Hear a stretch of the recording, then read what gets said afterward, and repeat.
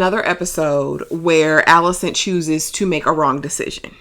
All right, I'm gonna just set it right there for all of the Alicent apologists out here in the universe.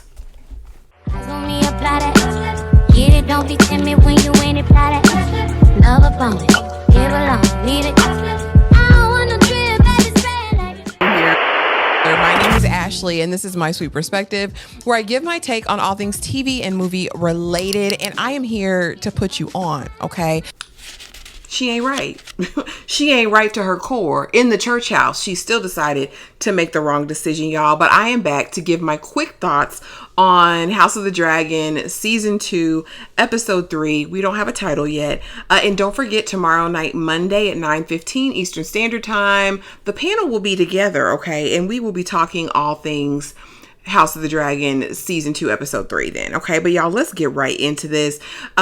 Initially, it starts out and we see the Brackens and the Blackwoods, which are two houses who have been at odds for years, apparently. And basically, the dissension in the realm is a reason for them to go to battle, okay? So this word gets back to everybody.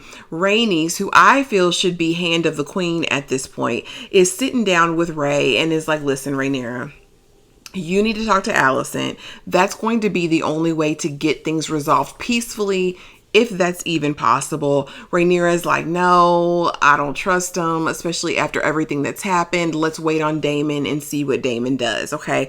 Rhaenys, again, is coming with the voice of reason, more like a queen than anyone we've seen thus far, although she's the queen that never was. Listen, she's the queen that should have been, all right? The queen that should have been. So now we see Aegon and his small council, which is a hodgepodge. Sir Criston Cole is late in more ways than one. Okay. Again, this can't last long. We either got to eliminate Sir Criston Cole, or just demote him and get him maybe unalived on the battlefield. Maybe incinerated by a dragon. I'm here for both of those options, but he arrives late to the small council. And this was another moment where I was like, Alicent, that Kootenanny is not doing the job that it needs to be doing, because why don't you have any influence or sway on this man that you are busting it wide open and down and long ways for? He don't listen to a thing you say, sis. And it's sad. And it's sad because we've seen people in this franchise, in this universe, okay, women's, use their feminine wiles to get the things that they need and want. And I don't know what's wrong with yours, Alicent. I don't know if it's a choice you're making. I don't know if it's a lack of comprehension in that area of what to do, but it's not working, okay? But there, Criston comes up with a plan, and he says to the small council, look, we're going to take Harrenhal. Again, Harrenhal, it's a cursed castle. We know about Harrenhal from Ramsay Bolton, right? In the Game of Thrones, 200 years in the future. But now we're seeing the original Harrenhal in disrepair and all the things. Anyway, it's a stronghold that if either side gets, it's going to be advantageous for the war effort. Okay. Well, them not knowing what's going on, honey, Daemon and his dragon is already there. They're already there. He didn't already taken Harrenhal. But did he take it for Rhaenyra, or did Daemon take it for himself, y'all? That's the question of the hour, the question of the day. Because when the man, Sir Strong, the OG, Sir Simon Strong says, my prince, he says, your grace. And he said, oh, I just assumed. He said, don't make assumptions. And I'm like, Daemon, Harrenhal ain't a safe place. And then we meet this dark-haired chick. And I said, what kind of witchcraft and wizardry does she have? Because not a night in the castle. He's already dreaming, having visions, and she's telling him he's gonna die in this place. Daemon, you better get your life right. You better get your life right. Also, I thought this was interesting because we found out that Sir Simon Strong knows that Larys was the one who unalived the family. He said, listen, we can barely light a fire. That's how damp and dank it is here. And the fact that they went up in flames, that's suspicious. All right. And so, Daemon kind of reveals a bit of his plan, that the Riverlands are the biggest force that's undeclared, and that they need to rally those troops. Harrenhal's a perfect place to rally them at. And Sir Simon is like, well, you're going to have, a fight on your hands, because we already know that that's more than likely Aegon's mission as well. We meet Alicent's brother Gwaine, who is kind of a scaredy cat. I liked him at the initial meeting. You know, he kind of gives Kristen a hard time and says, I'm going to go out on this effort with you to get Harrenhal. But it's interesting that you unseated my daddy, who's been the hand of the king for 3 kings, and what you got to offer. And I was like, okay, who is he going to be? As soon as a dragon is in sight, though, baby, he's got tears falling from his eyes. True, real tears. And I just can't do it. We're now back with Rhaenyra and her council, who are completely disrespectful, in my opinion. And Rhaenys is peeping them all out, and it was like, it would do you well to know that this is your queen. All right. And for you guys to move as such. Basically, they're telling Ray that you need to go off into hiding. Okay. And she checks them. Rhaenys checks them. And I'm like, finally.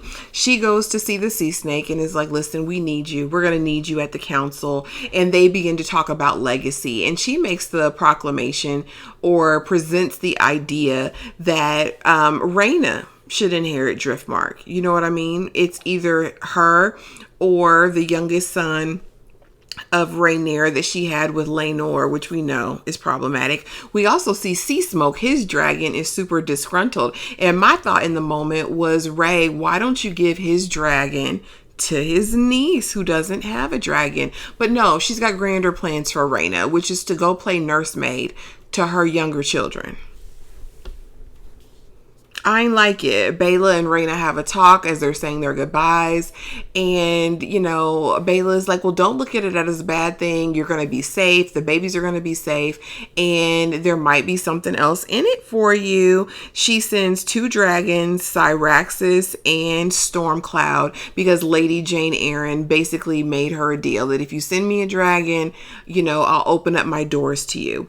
And so also for the voyage, Ray sends, I believe, 4 dragon eggs with Rhaena. This is going to come back at some point. It just feels like, okay, Rhaena, is she going to be a supporter of the queen, or is this going to make her harbor resentment? What is this going to mean in the life of the younger babies that she'll be raising?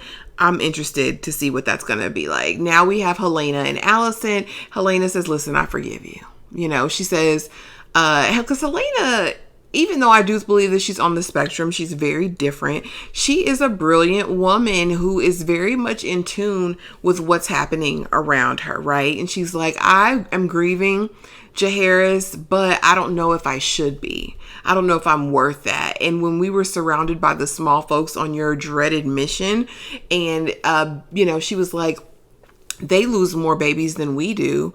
What right do I have to my grief over theirs? And I said, Helena, if you don't feel the people, you feel the people. And Alicent's like, you're entitled to your grief. I loved my grandson, but I'm just more, concerned about you. Anyway, and Helena says, I forgive you, mother. Alicent comes out with the crocodile tears. We do not care.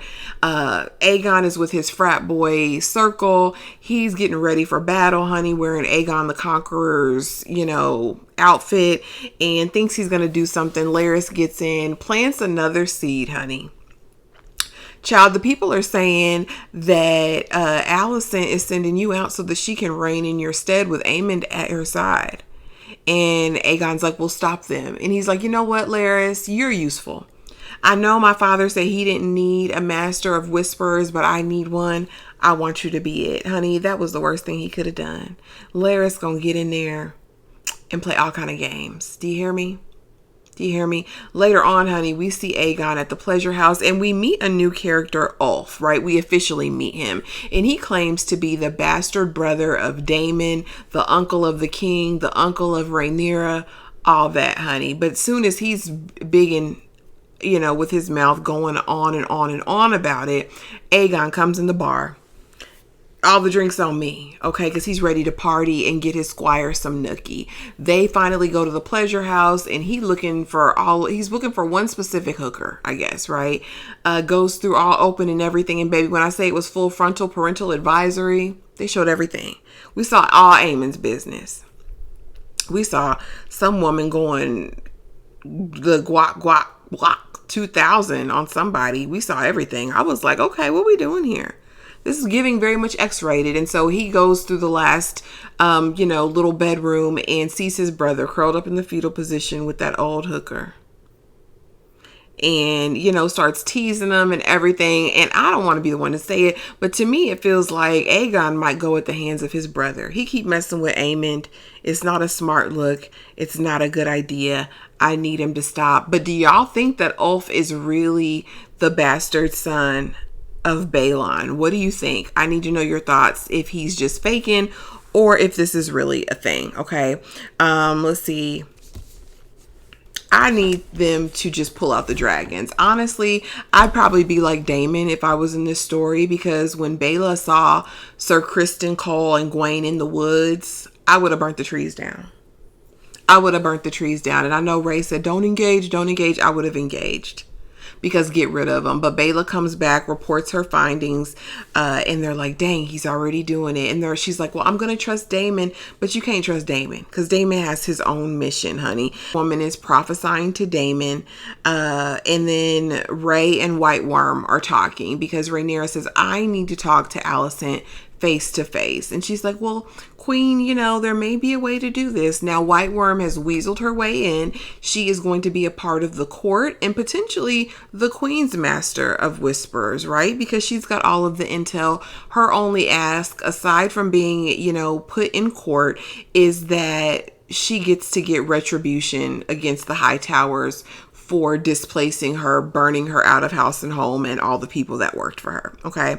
And so basically come up with the stupidest plan I've ever seen in my life, that Rhaenyra is going to go virtually unaccompanied. She had one guardsman with her that didn't even go into the sept with them. Okay.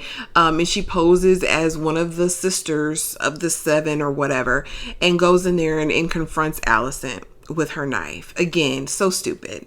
So stupid, and so unfruitful, right? She thought that she was going to go there, appeal to Alicent's better nature, which she doesn't have one. Alicent has no better nature. Surprise, surprise. She doesn't have one. And so she's basically telling her, maybe cooler heads can prevail. Maybe we can do something else. And she's like, it's too late. Everybody's gone. They're doing everything. And Rhaenyra's like, basically, why would you lie? Why would you do this? You had just stood up and said that I would have been a good queen. And she's like, and I believe that. But your father changed his mind at the last minute. What did my daddy say? After all the hemming and hawing, what did my daddy say? And he says, that Aegon is the prince that was promised. And she said, what? Repeat that for me. Aegon's the prince that was promised. She said, he talked to you about the Song of Ice and Fire? And Alicent was like, huh? And she said, he talked to you about the Song of Ice and Fire? And Alicent was like, huh? She was like, girl, Aegon the Conqueror from the Song of Ice and Fire. And Alicent was like, oh, that's Aegon, dummy. And so even after she has this awareness that she was utterly and completely wrong about trying to put her son on the throne, she says, well, it's too late now. I'm not changing anything. There were no mistakes made. Heffa, you're raggedy. You're going to go down in flames. I hope the dragons come and burn every single last one of you, y'all. That was the episode. This was not my favorite thus far, okay? But it's laying a foundation, laying the groundwork. I am hopeful for the rest of the season. Drop it in the comments below. Let me know what you thought of this episode. And if you're still here, please be sure to like, comment, and subscribe. And I will see y'all in the next video. Bye.